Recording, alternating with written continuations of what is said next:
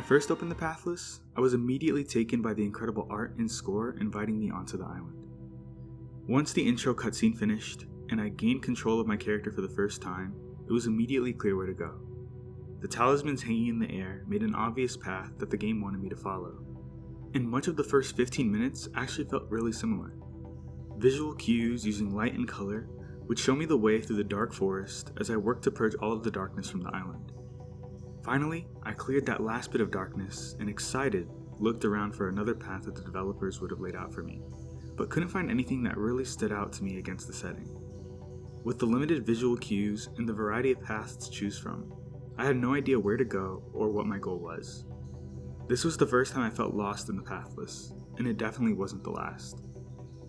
The Pathless, if you haven't heard of it by now, is a game created by the independent studio Giant Squid.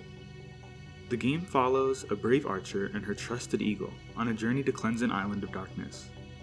The Godslayer, who's the game's main antagonist, has poisoned each of the island's gods, known as the Tall Ones, with darkness on his own quest to become a god. And it's your job as the player to navigate around this world, cleansing towers of darkness and freeing each Tall One, ultimately ending in a final battle against the Godslayer himself. Typical stuff at first glance. But where the game stands out is not in these traditional mechanics and story beats we've seen in most open world games, but in the way it really uses those mechanics to reveal its true story. Like any open world game, the Pathless is constantly pushing its players towards exploration, and while other games are going to reward you with more gold or better weapons, the Pathless rewards you with more story. The game's real story can be found scattered around the island in the form of broken spirits of the islanders that have died to the darkness. As you play the game, you uncover more and more about the story, learning about the hidden history of the Godslayer and the real reason behind the death and destruction you see: a lost people. Ultimately, that's what this game is about. A people who felt they had no way, so obsessed with finding their way, that they were eventually turned by a man who sought to become a god for no reason other than to end the suffering of those around him by giving them a path to follow. Maybe it was a bad path, but it was a path to follow nevertheless. This fear of feeling lost, and the idea that you need to find your real purpose or otherwise you're just wasting your time, is something that a lot of us can relate to. Sometimes we feel more comfortable being in a bad position than we do in an unknown position. Recognizing this, Giant Squid has told a story that connects with the player on a personal level, and delivers a message about finding your own way forward, as stated by the game's own creative director, Matt Neva. Everything about the game's design helps emphasize that point, which can be seen clearly when we compare it to other open-world games. Although the Pathless contains a lot of the same mechanics that we've come to expect from the open-world genre, there are three key elements it's purposefully removed. There's no fast travel, there's no map, and there's no game over. This is a huge change. For example, looking at Ubisoft's yearly offerings of Assassin's Creed or Watch Dogs, all of these elements are present and emphasized. Even the beloved Legend of Zelda Breath of the Wild, which did so many things to make it a fresh offering to the open world genre, kept all three of these mechanics.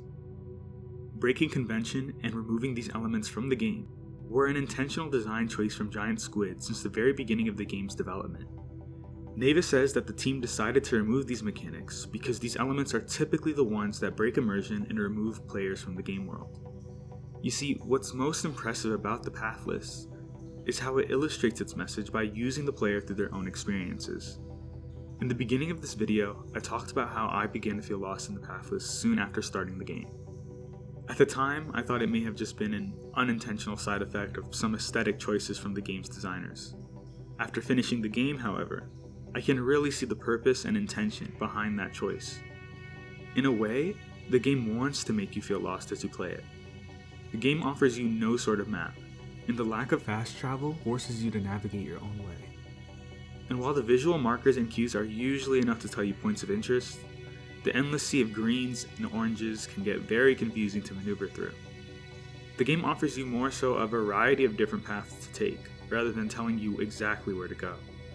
And as you pursue the endgame and seek out all of the light shards and challenges and everything else that the game has to offer, you're going to come to a point of frustration, just like I did, with the game's lack of a sense of direction.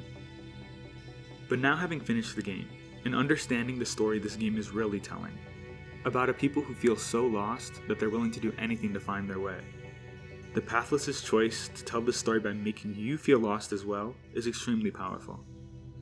A very difficult part of storytelling is getting the viewer to feel immersed. What a lot of games don't realize is that this medium is inherently immersive, since players are constantly focused on the story, music, and visuals as they play. Giant Squid really takes advantage of that fact, and uses a universal feeling to help tell its story. By doing so, the Pathless not only tells the story about its world, but also says a lot about the ways in which we give our life purpose in reality. As the lone archer, even with her trusted eagle, it can feel daunting to be lost in such a large world put up against a strong enemy. But in the final battle, when you found your way to the top of the island to confront the Godslayer, the game's final message becomes clear. So often, we lose ourselves trying so hard to find the right path, when we really just need to accept where we are in order to continue on, pathless.